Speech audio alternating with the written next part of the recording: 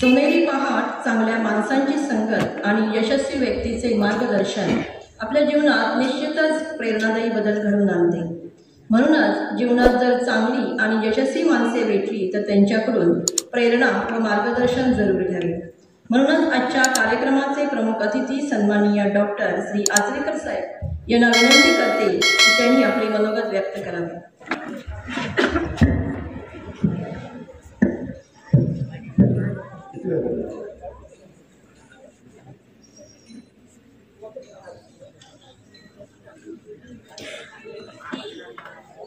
शांताराम विष्णू कुलकर्णी माध्यमिक विद्या मंदिर व श्री नामदेव मोतीराम मानगावकर कला व वाणिज्य कनिष्ठ व वरिष्ठ महाविद्यालय मोड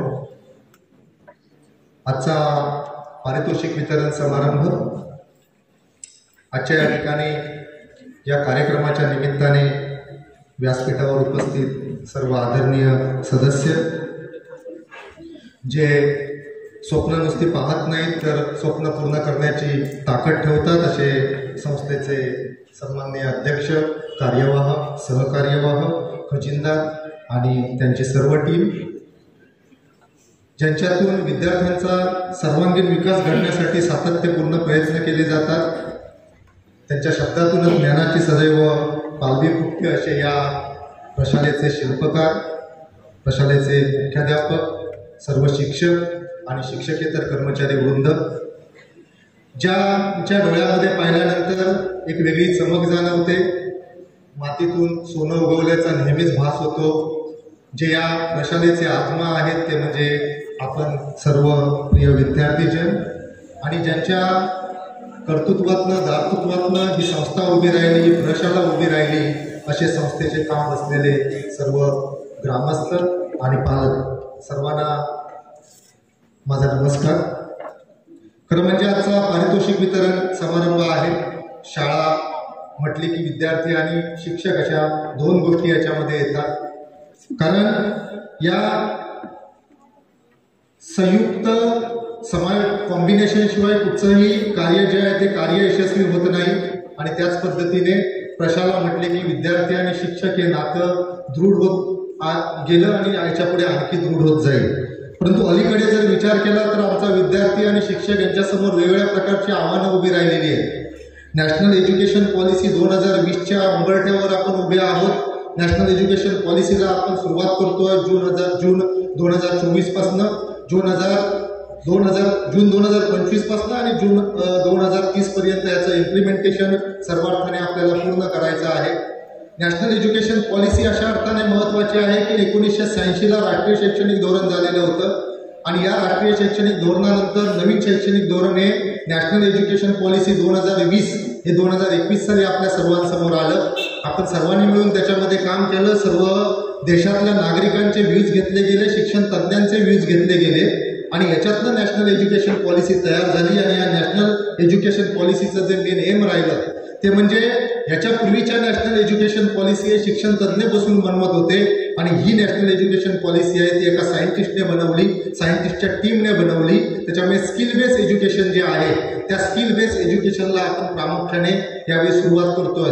काही गोष्टी आहेत त्या जून 2024 मध्ये आपण सुरू केलेल्या आहेत। फॉर एक्झाम्पल की नॅशनल एज्युकेशन पॉलिसीच्या अंतर्गत 3 ते 6 हा जो अंगणवाडीचा वयोगट आहे विद्यार्थ्यांचा, बालकांचा, या वयोगटानं आपण शिक्षणाच्या प्रवाहामध्ये आणलेला आहे, त्याची सुरुवात केलेली आहे। जसं पहिलीचा सिलेबस असतो तसा 3री ते 6वीचा सिलेबस जवळपास तयार झालेला आहे।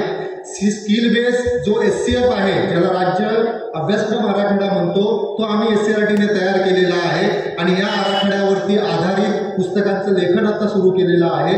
त्यामुळे नवीन जी पॉलिसी आहे नॅशनल एज्युकेशन पॉलिसी, या पॉलिसीचं जून 2025 पासून कोणत्याही परिस्थितीत इम्प्लिमेंटेशन टप्प्याटप्प्याने सुरू करावं याच्यासाठी शासन प्रयत्नशील आहे आणि अपेक्षा आहे की या पॉलिसीनंतर विद्यार्थी जो आहे तो स्किल बेस्ड विद्यार्थी आमचा तयार होईल।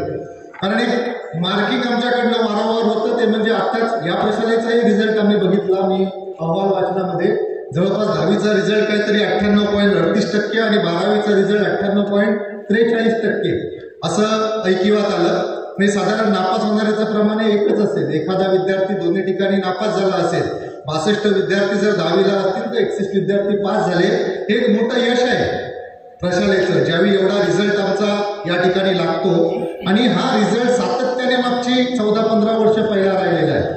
कोकण विभाग जर आपण बघितला तर कोकण विभाग राज्यामध्ये पहिला राहिलेला आहे.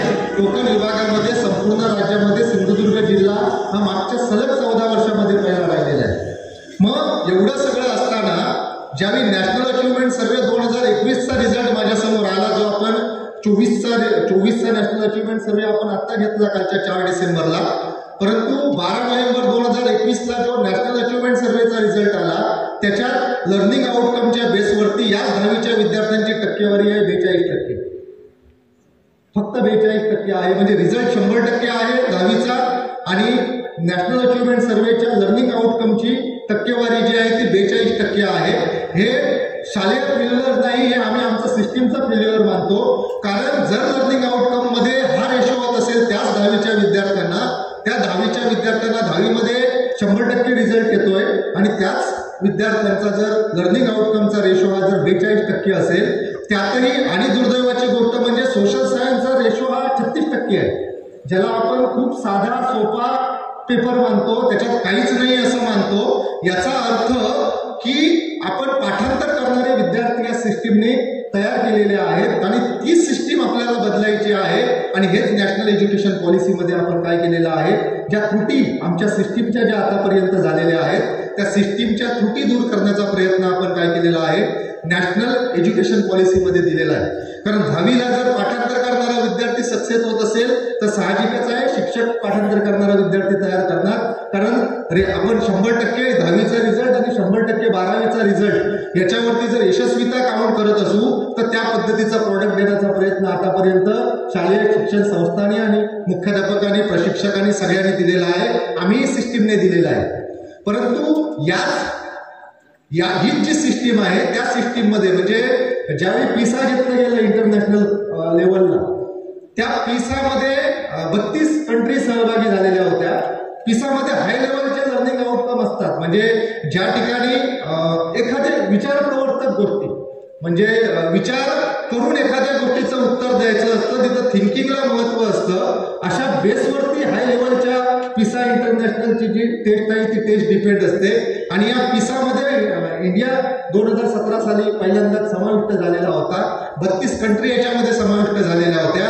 आणि सांगायची दुर्दैवाची गोष्ट म्हणजे त्या पिसामध्ये जे सगळ्या कंट्रींचा रिझल्ट आला त्याच्यामध्ये आपला क्रमांक होता 31. किती? 31. याचा अर्थ इंटरनॅशनलला चॅलेंज देणारे विद्यार्थीही तयार करण्यामध्ये आपली सिस्टीम काय होत होती, कुठंतरी मागे पडत होती.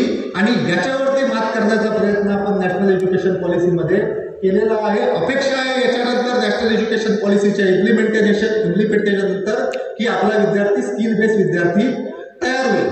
मग हा स्किल बेस्ड विद्यार्थी तयार करण्यासाठी अनेक स्किल बेस्ड जे प्रोग्राम आहेत ते प्रोग्राम आपण त्याच्यामध्ये इन्क्लूड केलेले आहेत 9वी 10वीच्या नंतर. आणि पहिल्यापासूनही स्किल बेस्ड विद्यार्थी कसा तयार होईल याचंही आपण त्याच्यामध्ये इम्प्लिमेंटेशन करण्याचा प्रयत्न केलेला आहे. दुसरी याच्यामधली आणि एक त्रुटी आपल्या सर्वांना जाणवत होती ती म्हणजे आपला स्टेट बोर्डाचा सिलेबस हा सिलेबस वेगळा राहत होता. आणि ज्या नीटच्या एक्झाम होतात, ज्या जेईच्या एक्झाम होतात, त्या टोटली सीबीएसईच्या पॅटर्नवरती काय होत्या, डिपेंड होत्या सीबीएसईच्या पॅटर्नवरती. आणि सीबीएसईचा पॅटर्न म्हणजे जी एनसीईआरटी बुक लिहितं त्या एनसीईआरटीची बुक बघितली आणि आम्ही आमच्या एससीईआरटीची बुक बघितली, बालभारतीची बुक बघितली, तर सिलेबसमध्ये खूप मोठा डिफरन्स होता. या वर्षीपासून तोही डिफरन्स आपण काय करतोय, दूर करतो. स्टेट बोर्डची सगळी पुस्तकं ही सीबीएसईच्याच पॅटर्नवरती असतील. त्यामुळे येणाऱ्या कालावधीमध्ये सीबीएसई आणि स्टेट बोर्ड याच्यामध्ये फक्त बोर्डांचा फरक राहील, सिलेबसचा कोणताही फरक राहणार नाही. त्यामुळे नवीन वर्षापासून म्हणजे आता जे आपण पाठ्यपुस्तकांचं लेखन करतोय किंवा एससीएफ जो तयार केलाय आता या मार्चमध्ये आपण त्या एससीएफ वरती आपण टोटली सीबीएसईचा पॅटर्न इम्प्लिमेंट केलेला आहे. त्यामुळे नवीन वर्षापासून जे इम्प्लिमेंट होईल पुस्तकांचं हेही सीबीएसईच्या पॅटर्नवरती होईल. त्यामुळे शिक्षकांसमोर मोठं आव्हान राहील. कारण सीबीएसईचा पॅटर्न, सीबीएसईची बुक जर आपण एनसीईआरटीची बघितला, मला टीचरनी बघितली की मला माहिती नाही, पण चुकून जर तुम्ही 11वीची बुक बघा, जर तुम्ही केमिस्ट्रीचं बुक बघा, बायोलॉजीचं बुक बघा, फिजिक्सचं बुक बघा, त्या बुकमध्ये 11वीच्या एनसीईआरटीच्या सीबीएसईच्या बुकमध्ये एमएससीची कन्सेप्ट आहे.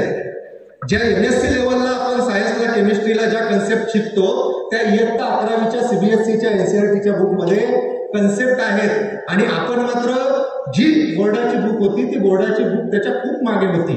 त्यामुळे येणाऱ्या कालावधीमध्ये सगळं आव्हान जे आहे ते सगळं आव्हान आपल्या समोर आहे. विद्यार्थ्यांसमोर फार मोठं आव्हान आहे ते म्हणजे आपण आता पुस्तक वगळून गुगलकडे वळलेलो आहोत. म्हणजे गुगलचा मॅक्झिमम वापर करतो आणि त्या गुगलवरतीच परीक्षेच्या आदल्या दिवशी काय शोधतो तर 20 तासाचा अभ्यास 5 तासात कसा पूर्ण करायचा. त्यामुळे हे गुगल जरी उपयोगात असलं तरी पुस्तकं फार महत्वाची आहेत. तर डॉक्टर बाबासाहेब आंबेडकरांना एकाने प्रश्न विचारलेला की तुम्हाला वाचनाची आवड कधीपासून लागली. त्यावेळी बाबासाहेब आंबेडकर एक छान वाक्य बोलले की माझी आई मला म्हणाली तुला ज्यावेळी रिकामा वेळ असेल त्यावेळी पुस्तक उघड. आणि त्याच्यातनं मी एवढी हजारो पुस्तकं काय केली वाचली आणि त्यावेळी मला कळलं माझ्याकडे एवढा रिकामा वेळ होता. आणि विद्यार्थ्यांसाठी महत्वाची गोष्ट आहे कारण आता येताना मी 3 क्रिकेटच्या टीम बघितल्या. देवगडवरनं मोंडला येईपर्यंत मला वाटेत तरुण मुलं जी क्रिकेटच्या बॅट घेऊन आणि बॉल घेऊन होती अशा 3 टीम मला दिसल्या. आणि मी नेहमी एक वाक्य बोलतो लोकल क्रिकेटने युवा पिढी काय केलेली आहे अक्षरशः बर्बाद केलेली आहे. तुम्हाला क्रिकेटमध्ये करिअरच करायचं असेल तर खड्यात आणि कोपऱ्यात जाऊन ते करिअर तुम्हाला करता येणार नाही. हा फक्त तुम्ही टाइमपास करताय आणि स्वतःचं काय करताय मनोरंजन करताय आणि समाधान करताय. तुम्हाला क्रिकेटमध्ये जर करिअर करायचं असेल तर तुम्हाला अशा ठिकाणी जावं लागेल ज्या ठिकाणी एखादी अकॅडमी काय आहे त्या क्रिकेटचे धडे तुम्हाला देतं. कारण आजचा विद्यार्थी तुमच्याकडची परिस्थिती मला माहिती नाही पण संपूर्ण जिल्ह्यामध्ये 1600 स्कूल आहेत. मी जवळपास 600-650 स्कूलमध्ये संपूर्ण जिल्ह्यामध्ये फिरलेलो आहे. एक तरुण जे विद्यार्थी आहेत आमचे जी पिढी आहे ही क्रिकेटची बॅट घेऊनच संध्याकाळी बाहेर पडते आणि सकाळी बाहेर पडते. याच्यातनं परिवर्तन करावं लागेल आपल्याला. पारितोषिक म्हटलं की यश आणि अपयश जसं येतं तसं यश मिळवणाऱ्या विद्यार्थ्यांना पुढे जावं लागेल. यश मिळून थांबून चालणार नाही. कारण तुमच्याच गावातली परिस्थिती कशी आहे मला माहिती नाही पण जिल्ह्याची परिस्थिती हे सांगते की 10वीला एवढा रिझल्ट येतो 100%चा 12वीला 100%चा रिझल्ट येतो पण स्पर्धा परीक्षेमध्ये कोणीही पुढे येत नाही. IAS ऑफिसर कोणीही होत नाही. IPS ऑफिसर कोणीही होत नाही. आता जी शिक्षक भरती केली आपण बाकीचं सोडा 750 जणांची त्याच्यामध्ये 5% फक्त काय आहेत सिंधुदुर्गातले शिक्षक आहेत. आपण काय करतो दुसऱ्याला दोष देत राहतो आणि स्वतः मात्र कशाने तयारी करत नाही. म्हणजे दुसरा किती परिश्रम घेतोय.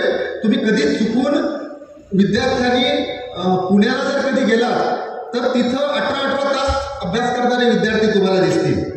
आत्ताच आपल्याकडे उपशिक्षणाधिकारी आहेत विनायक पाटील म्हणून. ते उपशिक्षणाधिकारी म्हणून जॉईन झाले पण उपशिक्षणाधिकारी प्रोबेशन म्हणतोय प्रोबेशनला जॉईन झाले आणि ते उपशिक्षणाधिकारी जॉईन झाले म्हणून थांबले नाही. त्यांनी पुन्हा MPSC दिली आणि कालचा जो MPSCचा रिझल्ट आला त्याच्यात ते MPSCच्या रँकिंगमध्ये पहिले आहेत. आणि ते उपजिल्हाधिकारी म्हणून काय झाले नियुक्त झाले. उपजिल्हाधिकारी म्हणून त्यांची ऑर्डर निघाली नाहीये पण आता ती निघेल उपजिल्हाधिकारी म्हणून. वय वर्ष 24. म्हणजे गारगोटीमध्ये दुसरे माझ्याकडे प्रोबेशनला उपशिक्षणाधिकारी आहेत मेंगाणे साहेब म्हणून. आत्ता हे गारगोटी रोडला गाव आहे त्यांचं. संपूर्ण गावामध्ये प्रत्येक घरात 2 ऑफिसर नाही असं गावच नाही म्हणजे घरच नाही तिथं. त्यांचं एकच ध्येय मुलांचं आणि तरुण पिढीचं सकाळी उठणं आणि लायब्ररीत जाणं वेळ मिळाले की संध्याकाळी पुन्हा उठणं आणि काय करणं लायब्ररीत जाणं आणि पुस्तक वाचणं. आणि या पुस्तकाच्या वाचनातनंच हे वेळ आणि तेही एवढं सगळं सक्सेस मिळवून ते थांबत नाही. एक सक्सेस मिळालं म्हणून मी थांबतोय तर ते पुन्हा पुढची तयारी करत राहतात. ही चिकाटी या सगळ्या विद्यार्थ्यांना घ्यावी लागेल. आणि तुम्ही मूल्यमापन करा. आता तुमच्या गावातले ग्रॅज्युएट झालेले विद्यार्थी असतील पोस्ट ग्रॅज्युएट झालेले विद्यार्थी असतील ते नेमके कुठे आहेत आत्ता ह्याचं मूल्यमापन करावं लागेल आपल्याला. कारण ते जर मूल्यमापन केलं नाही अर्थात सक्सेसचे अनेक प्रकार आहेत. कोणी नोकरीमध्ये सक्सेस होतं कोणी उद्योगधंद्यामध्ये सक्सेस होतं कोणी कलेमध्ये सक्सेस होतं. आता तुमची रांगोळी आणि चित्रकला आणि कार्यानुभवचे आम्ही उद्घाटन केलं. काही रांगोळ्या आणि जी चित्र आहेत किंवा कार्यानुभवच्या वस्तू आहेत कलेच्या खूप सुंदर आहेत. फक्त तुम्हाला दिशेची गरज आहे की एक चिकाटीची गरज आहे. त्या चिकाटीतनंच पुढे जावं लागेल तुम्हाला. तुम्ही म्हटलात की मी इथं थांबलो की थांबताच येतं, म्हणजे थांबतोच आपण तिथं. आपल्याला पुढचे काही यशस्वीतेचे मार्ग आहेत, ते मार्ग आपल्यासाठी नेहमी बंद होतात. म्हणजे मी नेहमी एक उदाहरण देतो. 1832 साली एक मनुष्य इलेक्शनला उभा राहिला आणि तो त्या ठिकाणी पडला. किती? 1832 साली. 1833 साली त्याने एक मोठा बिझनेस उभा केला आणि त्या व्यवसायात त्याला एवढी खोट आली की तो पूर्णपणे बर्बाद झाला आणि पूर्णपणे कर्जाऊ झाला. 1835 साली त्याचा एका मुलीबरोबर साखरपुडा झाला. जी साखरपुडा झालेली जी त्याची होणारी पत्नी होती ती एक्सपायर्ड झाली. म्हणजे 1832 साली इलेक्शनमध्ये पराभव, 1833 साली त्याला व्यवसायात खोट बसली, 1835 साली त्याची जी पत्नी होती ती एक्सपायर्ड झाली, 1843 साली तो पुन्हा इलेक्शनला उभा राहिला आणि पुन्हा काय झाला? पराभूत झाला. 48 साली पुन्हा इलेक्शनला उभा राहिला, तो 1848 साली काय झाला? पुन्हा पराभूत झाला. त्याच्या 1646 साली सांगतोय, 1800 नाही. त्याच्यानंतर 1654 साली तो पुन्हा सिनेटसाठी उभा राहिला, तिथेही पडला. 1656 साली तो उपराष्ट्राध्यक्षपदासाठी उभा राहिला, तिथेही हरला. 1658 साली तो पुन्हा सिनेटसाठी उभा राहिला आणि तिथेही हरला. आणि 1660 साली तो काय झाला? अमेरिकेचा राष्ट्राध्यक्ष झाला. ज्याने अमेरिकेचं विभाजन होऊ दिलं नाही, ज्याने अमेरिकेमध्ये जी यादवी आलेली ती यादवी समूह नष्ट केली आणि ज्याने लोकांच्यासाठी लोकांच्या कर्मी केलेलं जगाला शासन दिलं, ज्याला लोकशाही म्हणतो, ते कोण? Abraham Lincoln. म्हणजे एवढ्या 15 वेळा अनसक्सेस होऊनही तो मनुष्य काय झाला नाही? हरला नाही. म्हणजे छोट्या छोट्या गोष्टी आहेत. थॉमस एल्वा एडिसन तुम्हाला माहिती आहे की ज्याने बल्ब बनवला. आपल्याला फक्त एकच माहिती आहे की त्याने बल्ब बनवला. आपल्याला काय माहिती आहे की त्याने बल्ब बनवला, परंतु थॉमस एल्वा एडिसन जवळपास 10,000 प्रयोग त्याने असे केले ज्याच्यामध्ये तो अयशस्वी झाला. लोक त्याला कंटाळली, लोक त्याला नावं ठेवायला लागले या एडिसनला. आणि या एडिसनला म्हणायला लागली की तू कशाला हे करतोय. त्यावेळी तो लोकांना बोललेला आहे की 10,000 प्रयोग ज्यावेळी मी केले आणि मी अयशस्वी झालो त्यावेळी मी हे शिकलो की या 10,000 प्रयोगातनं बल्ब बनत नाही. या 10,000 प्रयोगातनं काय होत नाही? बल्ब बनवता येत नाही, हे मी त्याच्यातनं शिकलो. आणि ह्याच्यातनं थॉमस एल्वा एडिसनने बल्बचा शोध लावला. कारण प्रयत्न केल्याशिवाय, आणि दुसरी, या थॉमस एल्वा एडिसनला शाळेतून काढून टाकलेलं होतं शिक्षकांनी, तो काय कामाचा नाही म्हणून. आणि तो थॉमस एल्वा एडिसन काय करू शकला? बल्बचा शोध लावू शकता. त्यामुळे या ज्या गोष्टी आहेत या गोष्टी प्रेरणादायी ठरल्या पाहिजेत आपल्यासाठी. रवींद्रनाथ टागोरांनी ज्यावेळी कविता संग्रह लिहायला गेला गीतांजली, तर लोकांनी त्या कवितेला नावं ठेवायला सुरुवात केलेली होती. त्यांनी रवींद्रनाथ टागोरांना एका व्यक्तीने विचारलं की एवढे जर कवितेला नावं ठेवताय तर तुम्ही पुन्हा कविता कसली लिहिताय? तर ते म्हणाले की मी नावं ठेवणाऱ्यांसाठी एक कविता लिहितोय. म्हणजे हा जो दृढ विश्वास असतो आपल्यामध्ये, हा दृढ विश्वास आपण कुठंतरी अपयशाने खचून जातो. हॅरी पॉटरची कथा तुम्हाला माहिती आहे. हॅरी पॉटर बघितलं तुम्ही? हॅरी पॉटरची पुस्तक वाचली? जे.के. रावलिंगने ती हॅरी पॉटरची कथा लिहिली. जे.के. रावलिंगने ते सुरुवातीला 12 प्रकाशकांकडे गेले, त्यांनी ती प्रसिद्ध करण्यास नकार दिलेला होता. हे तुम्हाला माहिती नाहीये. किती जणांकडे गेले? 12 प्रकाशकांकडे जे.के. रावलिंग गेलेली होती.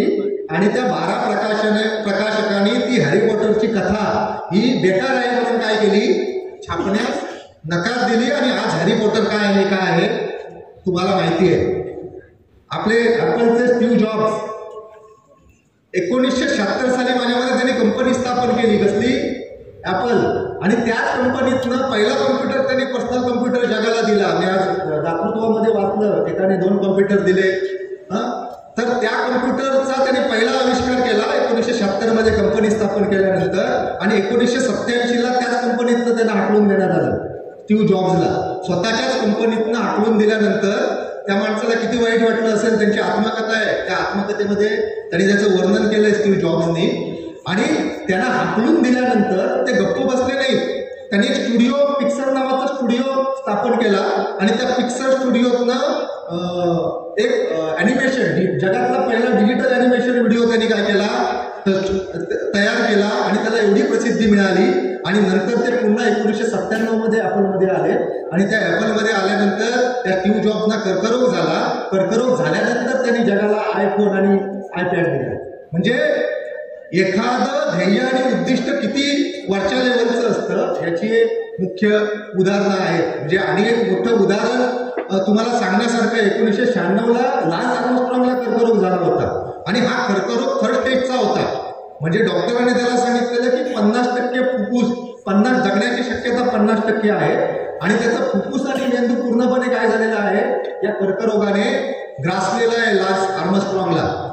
आणि याच लान्स आर्मस्ट्रॉंगने नंतर काय केलं, नील आर्मस्ट्रॉंग नाही चंद्रावरचे, हा लान्स आर्मस्ट्रॉंग 1996 नंतर 3 वर्षात तो अथक प्रयत्नात पूर्णपणे बरा झाला आणि 1999 ते 2005 टूर डी फ्रान्सचं सलग 7 वेळा काय केलं, विजेतेपद जिंकलं सायकलिंगचं.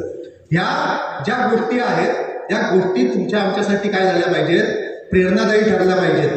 मोबाईलचा वापर चांगल्या गोष्टीसाठी करता येतो आणि तो चांगल्या गोष्टीसाठी मॅक्झिमम करण्याचा काय केला पाहिजे, प्रयत्न केला पाहिजे.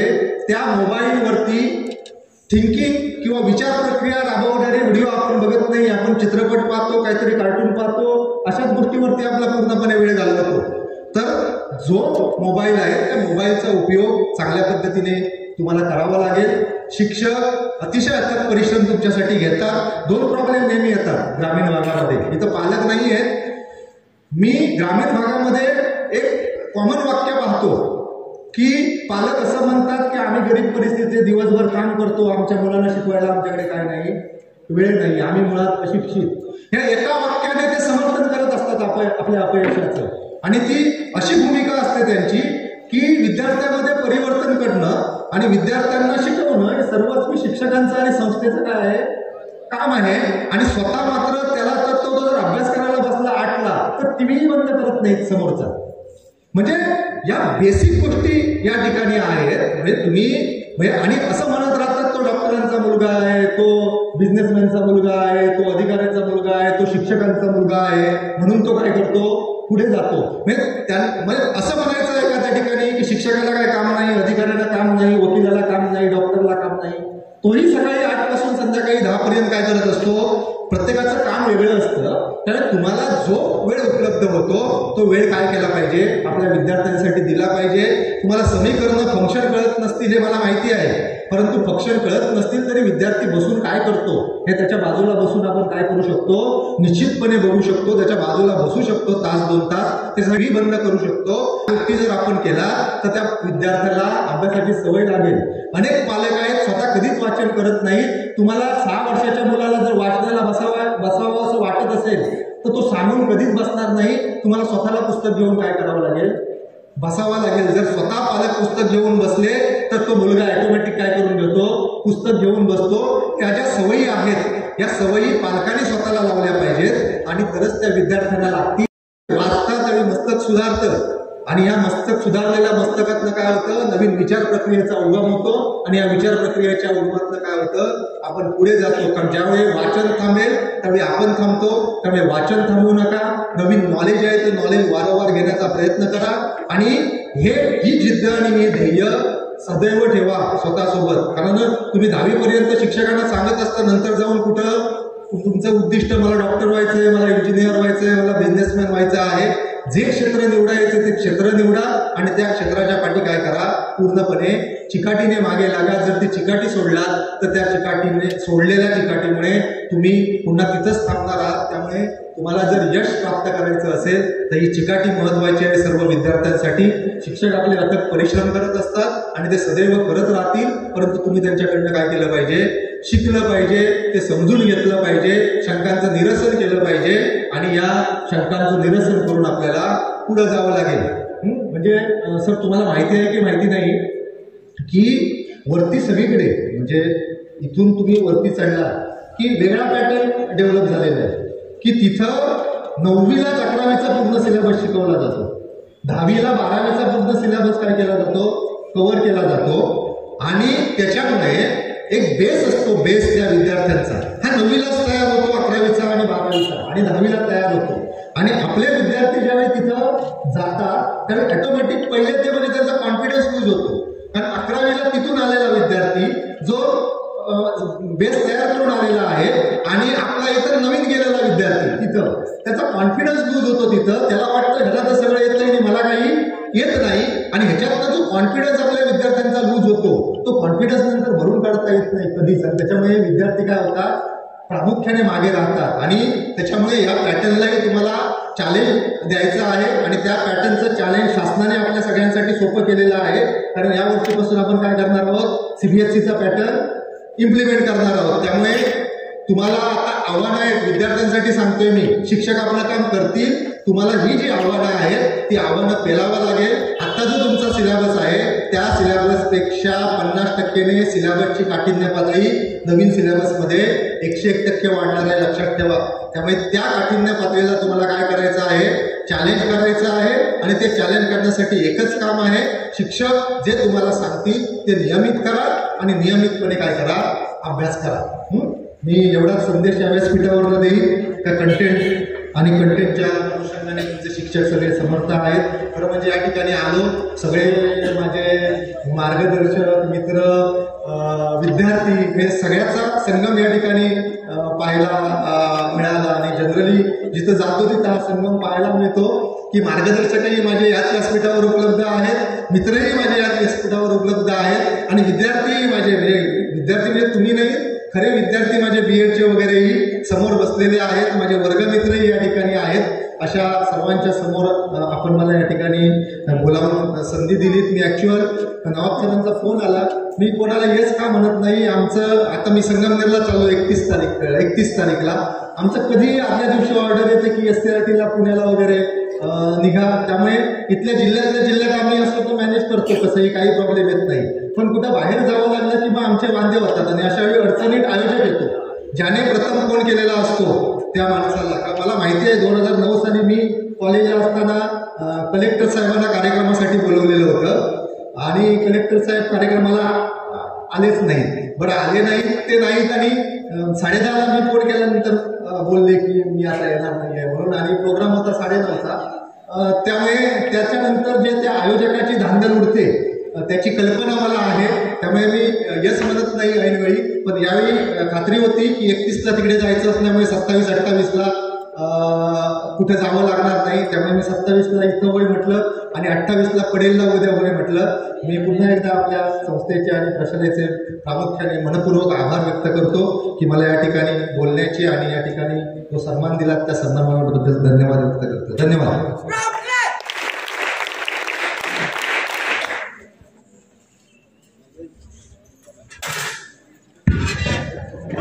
धन्यवाद सर.